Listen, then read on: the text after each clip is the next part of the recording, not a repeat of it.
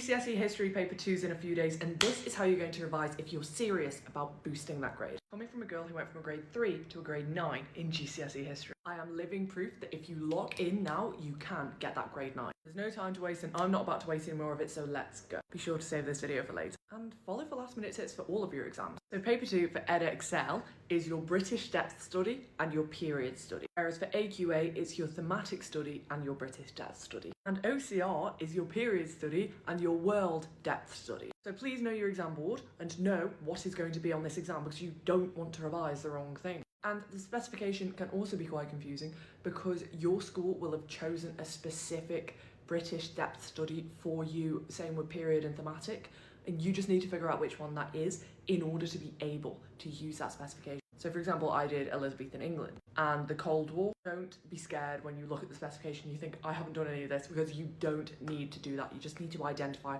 what you are doing. There is so much content that you need to plough through active recall. The best way I revised for history, when I had genuinely not seen some of the topics before the day before the exam because I'd either missed a lesson or I quite simply wasn't listening, was that I would try and blurt out an entire period of time from start to end. I found this really helpful because you see chronologically what happened. You know, what happened when, did this cause links to this, did this cause this, what caused what? This will really help you in your answers, getting into that depth of analysis, and it just really helps in the exam itself when you can see what the links are.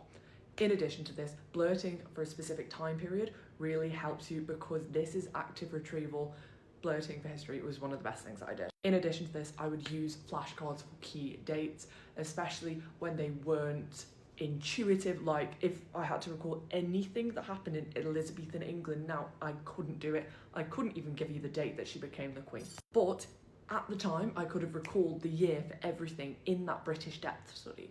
That would be on my paper. I was at Excel, so I could have recalled that, and I used flashcards for that. So I'd say, you know, what year did Queen Elizabeth become the queen? What year did Henry VIII die? What year did this happen? What year did that happen?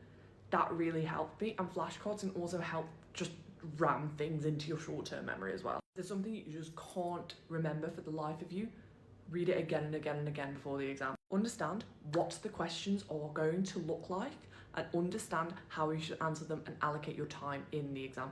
I've got a whole video on this, so just check my playlist. The questions are laid out in the same way every single year. Know how you should answer them, go and read model answers and get an understanding of where your mark's coming from. If you found this video helpful, be sure to follow for more daily GCSE tips.